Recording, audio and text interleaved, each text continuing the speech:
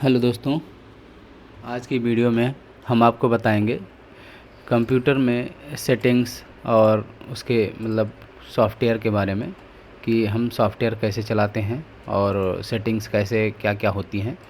तो आज दोस्तों हम सबसे पहले आपको बताने चल रहे हैं सेटिंग के बारे में जो जनरली हमेशा यूज़ की जाती है।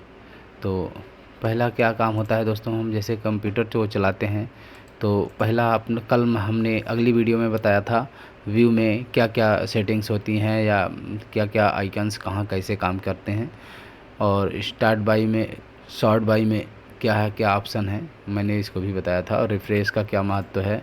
उसके बाद कॉपी पेस्ट का भी क्या कैसे किया जाता है। कॉपी पेस्ट करने का तरीका हमने आपको सही से नहीं बताया था कल, मगर आज मैं बता देता हूँ दोस्तों। जैसे कोई भी डाटा है हमारा, हम अपने किसी भी डाटा को कॉपी करके कहीं और रखना चाहते हैं या किसी जगह ले जाना चाहते हैं दूसरे कंप्यूटर में। जैसे हमने कोई हार्ड डिस्क लगा ली अपने कंप्यूटर या लैपटॉप में, तो उसको कैसे अपने सिस्टम से उसमें कॉपी करके ले जाएंगे। तो जैसे हमने डिस्क पीसी या माई कंप्यूटर होगा आपके सिस्टम पे, उस पर डबल क्लिक करेंगे। ये देखिए यहाँ पे होता है, ये डिस्क पीसी है और किसी किसी में ये माई कंप्यूटर लिखा रहता है।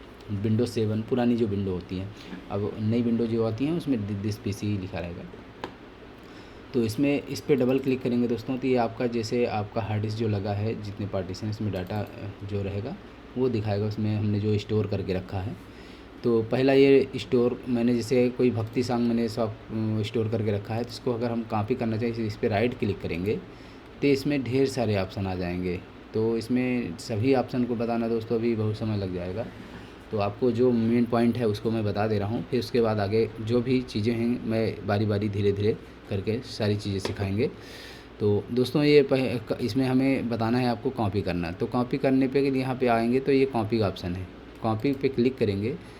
उसके बाद दोस्तों यही फ़ोल्डर हम आपको दूसरी जगह या तो यहीं पे हम एक न्यू फ़ोल्डर बना लें, इसके अंदर अगर पेस्ट करेंगे तब भी ये पेस्ट हो जाएगा, ये आ जाएगा आपको। ये देखिए कॉपी हो गया। इस तरह हम इसको कॉपी कर सकते हैं और इसी फोल्डर को हम जैसे अब इसको हम डिलीट कर दे रहे हैं। एक ही डाटा दो जगह रहेगा, स्पेस कंप्यूटर का फालतू का पड़ा रहेगा, तो ये फ़ोल्डर भी मैं डिलीट कर दे रहा हूँ। तो दोस्तों जैसे हमने इसको कॉपी कर लिया है, ठीक है, भक्ति सॉन्ग को कॉपी कर लिया। अब इसको हमको किसी पेन ड्राइव या मेमोरी में ले जाना है, तो हम जब वहाँ पे लगाएंगे तो जिस पीसी के अंदर ही जैसे यहाँ पे 2 पार्टीशन शो कर रहा है, वहाँ पे एक और दिखाई देगा। जो जैसे पेन ड्राइव है तो पेन ड्राइव दिखेगी, हार्ड डिस्क है तो हार्ड डिस्क दिखेगी। उसके अंदर ले जाके हम इसी तरह ओपन करेंगे, वहाँ पे एक फ़ोल्डर बना लें या उसको डायरेक्टली हम पेस्ट कर सकते हैं। ये इस तरह हम कॉपी भी कर सकते हैं और पेस्ट भी कर सकते हैं। और एक ऑप्शन और होता है दोस्तों, इसी पे राइट क्लिक करेंगे तो आपको कट का ऑप्शन होता है। कट का मतलब क्या होता है दोस्तों, है इस कॉपी मतलब होता है, आप जान ही रहे हैं। कट का मतलब ये है कि कोई डाटा हमारा एक जगह पे है, इस जगह पे है, यहाँ से हम कट करेंगे तो ये पूरा डाटा हट के पूरा हट जाएगा यहाँ से, और जाके दूसरी जिस जगह हम पेस्ट करेंगे उस जगह जाकर वो सेव हो जाएगा, स्टोर हो जाएगा। तो इसलिए हमें दोस्तों इसको कट करना है। जैसे ये कट कर दिया मैंने, आपको बता दूं दिखा दूं करके। और इसको हमें जैसे ये वाले ऑप्शन, हम आपको दिस पीसी के अंदर ये वाले ऑप्शन पे जाना है। अब इस पर हम पेस्ट करेंगे यहाँ पे, तो ये डाटा यहाँ पे आ जाएगा। ये देखिए इस तरह से हम कट और कॉपी पेस्ट कर सकते हैं। तो यहाँ का डाटा ये आ गया। अब भक्ति सॉन्ग यहाँ पे आ गया दोस्तों। अब दिस पीसी में जाएंगे, अब इस वाली ड्राइव को ओपन करेंगे तो यहाँ पे भक्ति सॉन्ग नहीं दिख रहा है, तो मतलब है कि कट हो गया डाटा, यहाँ कट के हट गया है। इस तरह हम कट कॉपी पेस्ट का इस्तेमाल करते हैं। और उसके बाद दोस्तों हम आपको उसमें बताने वाले थे, डेस्कटॉप पे हमने राइट क्लिक किया था और इसमें सेटिंग मैंने कट कॉपी और पेस्ट किया। और एक ऑप्शन और आपका है अंडू, जिसे मूव बोलते हैं। तो इस पर अगर हम जैसे कोई हमने कॉपी या कट किया था तो अंडू पे क्लिक करेंगे तो वो डाटा फिर से जाके उसी जगह पे जहाँ से हमने उठाया था उसी जगह पे वो चला जाएगा। इस तरह से उसका भी इस्तेमाल कर सकते हैं। फिर उसके बाद दोस्तों अगर ये काम करने के बाद एक ऑप्शन और आता है रीडू। अगर हम रीडू कर देंगे, रीडू मतलब मूव, फिर जिस जगह से आया था फिर उसी जगह पे फिर से चला जाएगा। तो इसका भी इस्तेमाल उसी तरह किया जाता है। तो हमें जैसी जिसकी ज़रूरत हो वो कर सकते हैं। फिर उसके बाद आते हैं दोस्तों नीचे न्यू पे। न्यू में है, न्यू में न्यू फ़ोल्डर बनाया जाता है, शॉर्टकट बनाया जाता है, कुछ सॉफ्टवेयर हैं उनको उसको बनाया जाता है, रखा जाता है। डॉक्यूमेंट का जैसे हमने ये टेक्स्ट डॉक्यूमेंट है, हमने इसको ओपन कर लिया, ये देखिए। अब इसमें हम अपना कोई नाम डाल सकते हैं। नाम डाल करके ABCD लिख देंगे कोई भी। तो यहाँ से आपका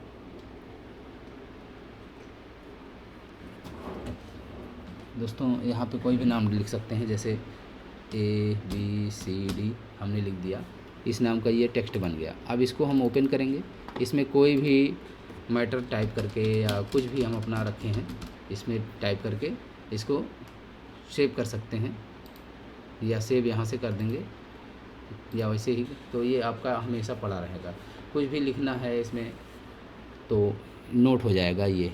तो इस तरह से हम इसमें न्यू वाले ऑप्शन में माइक्रोसॉफ्ट ऑफिस में के डॉक्यूमेंट में भी कर सकते हैं। बिट मैप मतलब पेंट होता है, पेंट के अंदर भी कर सकते हैं। तो इस तरह से हम किसी में भी सेव कर सकते हैं। और इसके बाद आपका आता है दोस्तों डिस्प्ले सेटिंग। हाँ, अब आज ये आपका ऑप्शन नया है दोस्तों, तो इसमें आपको समझना है डिस्प्ले सेटिंग क्या होती है। जैसे आपको कंप्यूटर में आपके ग्राफिक पड़ा हुआ है, ठीक से दिख रहा है, सही से दिख नहीं रहा, या तो कुछ प्रॉब्लम आ रही है, तो डिस्प्ले से अगर कोई सेटिंग प्रॉब्लम आती है तो यहाँ से डिस्प्ले सेटिंग में जाएंगे तो आपका इस तरह का ऑप्शन खुलेगा। अब इसमें डिस्प्ले सेटिंग में ढेर सारे ऑप्शन हैं। अब आपको हम पूरे ऑप्शन के बारे में बताएंगे। पहले आपको सबसे ये समझना है कि इसमें नाइट मोड और डे का ऑप्शन होता है। तो यहाँ से अगर नाइट मोड लगा देंगे तो ये देखिए आपका डिस्प्ले का कलर चेंज होना शुरू हो गया, तो ये नाइट मोड में चला जाएगा। तो दोस्तों इस तरह से नाइट मोड लगा सकते हैं। और विंडोज़ HD कलर सेलेक्ट करना है तो विंडोज़ HD कलर सेटिंग करेंगे तो यहाँ पे HD कलर का ऑप्शन दिया है, ये इसको भी सिलेक्ट कर सकते हैं, मगर ये हमें इसकी ज़रूरत नहीं है। और इसके लाइन लेआउट में जाना है दोस्तों, यहाँ पे आपको रिकमेंडेड साइज़ दी रहती है कि आपको कितना इसकी डिस्प्ले की साइज़ लेना चाहते हैं, 125%, 150% या 175%। तो ज़्यादातर दोस्तों 100% ही रहता है और उसको चेंज नहीं किया। अगर कहीं किसी को ज़रूरत होती है तब इसको आप लगा सकते हो। और उसके बाद होता है डिस्प्ले रेजुलेशन। ये बहुत ज़रूरी होता है दोस्तों, आपको पता होना चाहिए। अगर आपका रेजुलेशन सही है पूरे डेस्कटॉप सिस्टम का, तो आप इसको सबसे हाई लेवल पे जाके अगर रखेंगे, तो अगर आपका मॉनिटर अच्छी क्वालिटी का है तभी वो एडजस्ट कर पाएगा, वरना आपका हाई रेजुलेशन नहीं सिलेक्ट कर सकते हैं। तो जैसे 1080 आपने सुना होगा, ज़्यादातर पिक्चर्स रहती हैं 1080 पे बनती हैं, या 1024x778, 720, बहुत सारे सेटिंग हैं। तो ये इसको आप सिलेक्ट कर सकते हो। यहाँ से मॉनिटर का डिस्प्ले चेंज हो जाएगा, साइज़ चेंज हो जाएगी, ग्राफिक का दिखना थोड़ा सा अलग अलग दिखेगा, सब पे छोटा बड़ा आइकन दिखेगा। इस तरह से इसकी सेटिंग होती है। अगर आपका डिस्प्ले सही नहीं दिख रहा है, आपके मॉनिटर के हिसाब से एडजस्ट नहीं हो रहा है, तो इसको चेंज करके आप सेट कर सकते हैं। उसके बाद होता है दोस्तों ये सकते हैं हमारा मॉनिटर लैंडस्केप में ही चल पाएगा। और उसके बाद दोस्तों है मल्टीपल डिस्प्ले। अगर हम एक ही CPU पे डबल मॉनिटर चलाना चाहते हैं तो हम डबल मॉनिटर चला सकते हैं। उसके बाद दोस्तों है हमारा डिस्प्ले, ये डिस्प्ले सेटिंग हुई। उसके बाद है साउंड में आना है दोस्तों।